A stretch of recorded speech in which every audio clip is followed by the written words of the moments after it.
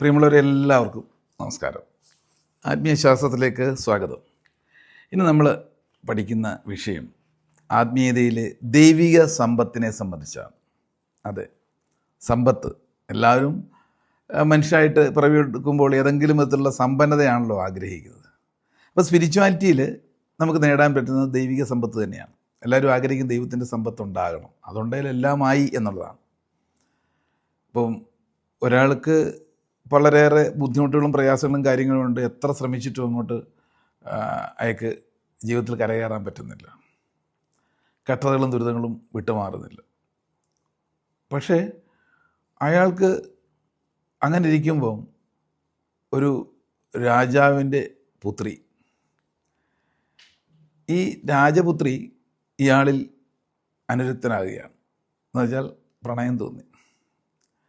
അവസാനം എന്തു തന്നെയാണെന്ന് പറഞ്ഞാലും ഇയാളെയല്ല മറ്റാരെയും വിവാഹം കഴിക്കില്ല എന്ന് ഈ രാജപുത്രി അങ്ങ് തീരുമാനമെടുത്തു. അങ്ങനെ ഇയാൾ വിവാഹിതനായി. അപ്പോൾ ഈ രാജ്യത്തിൻ്റെ സമ്പത്ത് മുഴുവൻ ഇടയിലിട്ടെത്തിയില്ലേ എന്ന് പറഞ്ഞതുപോലെ ഈ സമ്പത്ത്, ദൈവികമായ സമ്പത്ത് നമുക്കൊന്നുമില്ലെന്ന് പറഞ്ഞാലും ചില സമയത്ത് ചില ഇടപെടലുകൾ എവിടുന്നെങ്കിലുമൊക്കെ വന്നുണ്ടാകും. അതിനടിസ്ഥാനമായൊരു ക്വാളിറ്റി ഉണ്ടായിരിക്കണമെന്ന് മാത്രം. ആ ക്വാളിറ്റി ആണ് ദൈവിക സമ്പത്ത് ഓരോ വ്യക്തികളിലും. ഇത് വർദ്ധിപ്പിക്കാനും ഇതിനെ നേടിയെടുക്കാനും ഒക്കെയാണ് ആത്മീയ തലത്തിലുള്ള പല പ്രവർത്തനങ്ങളും നമ്മൾ ചെയ്തു പോരുന്നത്. അപ്പോൾ അത് അത്രത്തോളം മൂല്യമുണ്ട്. നമ്മുടെ തലച്ചോറിനൊരു പ്രത്യേകതയുണ്ട്. അതിന് ഒരു സ്ഥലത്ത് ദൈവിക സമ്പത്തുമുണ്ട്, ഒരു സൈഡിൽ ആസുരീക സമ്പത്തുമുണ്ട്. ഇതിൻ്റെ ഒരു കോൺഫ്ലിക്റ്റാണ് നടക്കുന്നത്. തലച്ചോറിന് രണ്ട് ഭാഗങ്ങളുണ്ടെന്ന് പറയാം. ഒരു സ്ഥലത്ത് പോസിറ്റീവിൻ്റെയും മറു സ്ഥലത്ത് നെഗറ്റീവിൻ്റെയും എന്ന് വേണമെങ്കിൽ പറയാം. ഇതിലേറ്റവും കൂടുതൽ ഇപ്പോൾ ഉള്ള കാലഘട്ടത്തിൽ, പ്രത്യേകിച്ച് കലിയുഗത്തിൽ, ആസുരീകതയാണല്ലോ ഏറി നിൽക്കുക. അത് ഈ ദൈവിക സമ്പത്തിലേക്ക് ഇടിച്ചു കയറാൻ തുടങ്ങി. അത് അധികരിച്ചു വരിക. നമ്മൾ എത്ര വേണ്ട എന്ന് വിചാരിച്ചാലും ആസുരീകത ദൈവികതയിലേക്ക് ഇരച്ചു കയറുന്നൊരു കാലഘട്ടത്തിലൂടെയാണ് പോകുന്നത്. നമ്മൾ അല്പം ഒന്ന് ശ്രദ്ധ തെറ്റിയാലോ കെയർലെസ് ആയിട്ട് വിട്ടാലോ ആസുരീകത തടവാടും.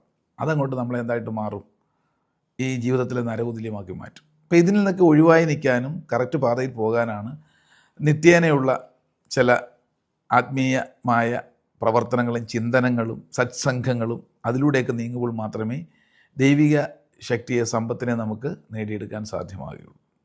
അതിൻ്റെ ഭാഗമാണല്ലോ നമ്മുടെ ഇതേപോലെയുള്ള വിഷയങ്ങളിൽ ഉള്ള ശ്രദ്ധയും അത് മനസ്സിലാക്കിയ കാര്യങ്ങളെ ജീവിതത്തിൽ കുറേശ്ശെ അപ്ലൈ ചെയ്യുന്നതിലൂടെയാണ് ദൈവിക സമ്പത്ത് നമുക്ക് വളർത്തിയെടുക്കാൻ സാധ്യമാണ്.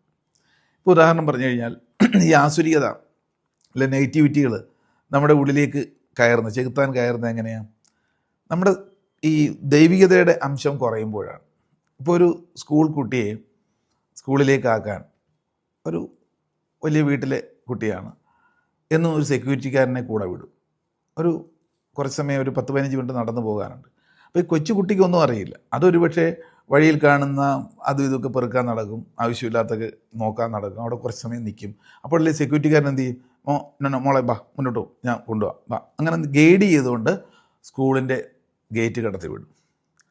അപ്പം നമ്മുടെ ഈ പറയുന്ന ദൈവികമായിട്ടുള്ള ആ അംശത്തിലും പലപ്പോഴും ആസുരീകത കടന്നു വരുമ്പോൾ ഒരു സെക്യൂരിറ്റിക്കാരനെ പോലെ ഗൈഡ് ചെയ്യുന്ന മറ്റൊരു സംഗതിയാണ് നമ്മുടെ ബുദ്ധി എന്ന് പറയുന്നത്. ഈ ബുദ്ധി, നേർബുദ്ധിയാണ് ദൈവികതയും ആസുരികതയും തിരിച്ചറിഞ്ഞ് ഏതിലേക്ക് പോകണം എന്ന് നയിക്കുന്നത്. അപ്പോൾ ഈ ബുദ്ധി എന്ന് പറയുന്ന സെക്യൂരിറ്റിക്കാരനെ നമ്മൾ പരിപാലിക്കണ്ടേ? അതാണ് പ്രധാനം. അപ്പോൾ ആ സംരക്ഷകനായിട്ടുള്ള ബുദ്ധിയായിട്ടുള്ള സെക്യൂരിറ്റിക്ക് വേണ്ട പരിപോഷണം വേണം. ആ സെക്യൂരിറ്റിക്കാരനും ഭക്ഷണം വേണം, അതിന് ശമ്പളം കൊടുക്കണം. അപ്പോൾ ഇവിടെ എന്താണ് ആ സെക്യൂരിറ്റിക്കാരൻ്റെ പരിപോഷണം ചോദിച്ചാൽ, അത് നിത്യേനയുള്ള ജപവും തപവുമാണ്, ആചരണങ്ങളാണ്, പ്രാർത്ഥനകളാണ്. ഇത് മുടങ്ങാതെ കൺസിസ്റ്റൻ്റായിട്ട് കൊടുക്കുമ്പോഴേ ആ സെക്യൂരിറ്റിക്കാരന് ഉണർവുണ്ടാകുകയുള്ളൂ, ശക്തി ഉണ്ടാകുള്ളൂ. ആ ബുദ്ധിയുടെ ശക്തിയാണ് ദൈവികതയും ആസുരികതയുമായിട്ടുള്ള സമ്പത്തുകൾ ഏതെങ്കിലും തിരിച്ചറിഞ്ഞ് അതിലൂടെ നമ്മളെ നയിക്കുകയുള്ളൂ എന്നർത്ഥം. ക്ലിയർ ആവുന്നുണ്ടല്ലോ? ചിന്തയ്ക്ക് വിട്ടുകൊണ്ട് ഇന്നത്തേക്ക് നിർത്തട്ടെ. നന്ദി, നമസ്കാരം.